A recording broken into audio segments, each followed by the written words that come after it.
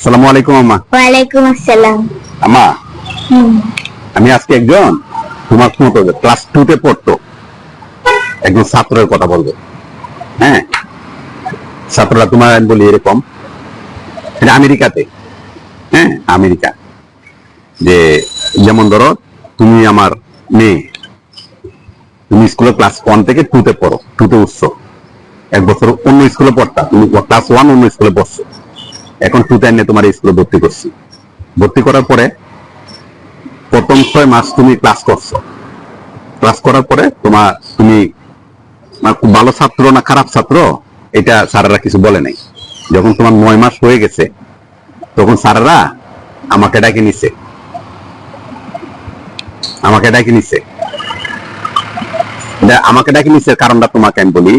আমি তোমার গার্জিয়ান, কারণ কি আমি তোমার বাবা এবং মা দুজনই। ঠিক আছে, ধরো আমি তোমার মা, মানে আমি যেহেতু বাবা হিসেবে বলতেছি, আমার জায়গাতে বোঝায় বলতেছি, কিন্তু ঘটনাটা হচ্ছে মা আর ছেলের ঘটনা।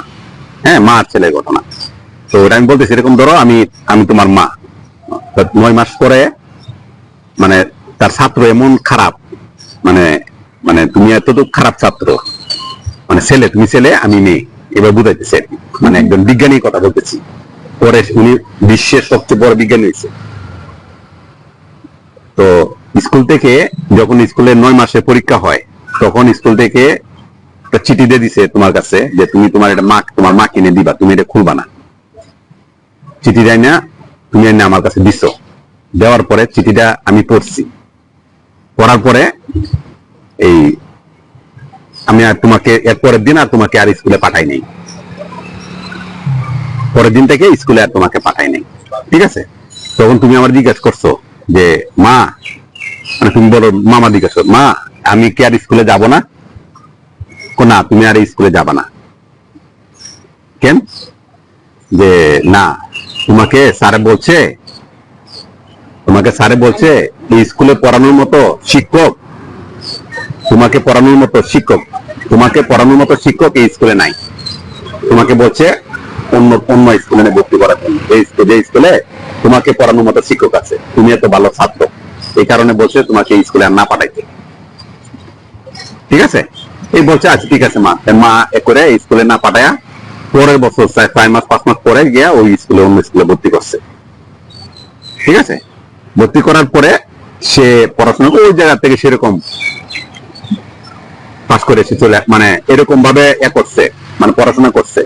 সে বিশ্বের সবচেয়ে বড় বিজ্ঞানী হয়েছে।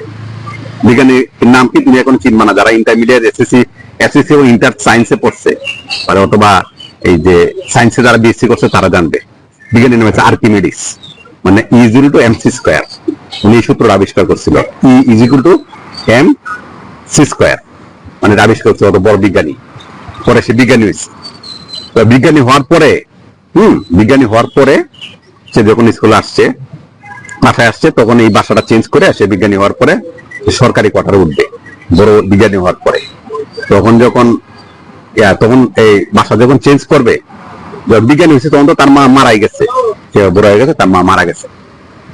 তখন যখন এটা চেঞ্জ করবে, তখন ওই যে স্যারে যে চিঠিটা দিছিল, এই চিঠিটা পাইছে মার কাছে। যে স্যারে যে চিঠি দিছিল, যে লেখছে যে জনাব যে আর্কিমিডিসের কথা বলছে, সে এমন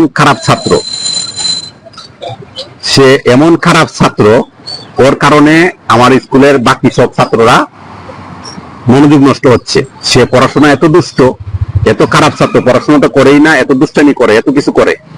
এই কারণে আপনার ছেলেকে আমরা স্কুল থেকে বহিষ্কার করলাম, আপনার স্কুল থেকে আমরা বাইর করে দিলাম। আমাদের স্কুলে আপনার ছেলেকে আর পড়ানো সম্ভব না। এই কারণে তার স্কুল থেকে তাকে আর্কিমিডিসে বাইর করে দিছে। ঠিক আছে, এই চিঠিটা কিন্তু তার মা কিন্তু তাকে এটা বলে নাই। বলছে কি যে তুমি যে মেধাবী, তুমি যে অনেক বড় ছাত্র, তুমি যে কি লেভেলের ছাত্র, এটা পড়ানোর মতো শিক্ষক আমাদের স্কুলে নাই। তার মা বলছে এই কথা, কিন্তু স্কুলের শিক্ষক কি বলছে, আপনার ছেলের কারণে আমাদের স্কুলের সব ছাত্ররা নষ্ট হয়ে যাচ্ছে, এই ক্লাসে কোন ছাত্ররা পড়াশোনা করছে না, মনোযোগ নষ্ট হয়ে যাচ্ছে, আপনার ছেলেকে অন্য কোথাও ভর্তি করেন।